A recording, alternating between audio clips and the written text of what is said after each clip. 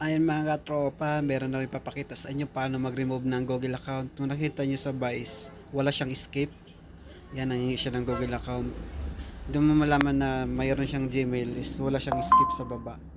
So, ibabypass natin yan ngayon gamit yung Hydra. So, ang model ito is Realme C55. So, ang sabi ng customers na limutan niya yung Google account. Okay, nireformat niya na yan. So, may Google account na nakabackup. So ayan, proceed tayo paano natin i-remove yung Google account. So ang gamit nating tools ngayon is Hydra. Okay? So ito may nabibili kayo sa Shopee, Lazada yung Hydra tool na dangle. Okay, USB dangle siya, kinokonek sa PC. Okay?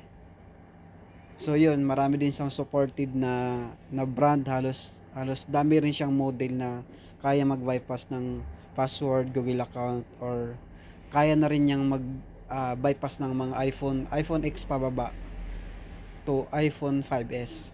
Kaya niya mag-remove ng passcode, okay? Or Apple ID. So, yan, proceed tayo. Paano ko ipakita sa inyo? By step. So, power up nyo lang and then hold your volume up and down. Okay? Tapos long press para basahin sa computer. And then, pag binasa na siya, bibitawan mo yung up tsaka down. So, 'di ba? Okay? Ngayon lang tayo mag-tutorial guys. Sunod wala na to kasi alam mo na maraming basher dito guys. Ngayon lang tayo nagpapasilip paano gawin. So bagong model to ng Realme C55. Yun. So yun guys, one click lang siya sa Hydra. So yun lang, basta sundan nyo lang yung pinakita ko yung nasa tab ng ano, paano siya no, kasi bagong model to, baka mahirapan pa yung iba.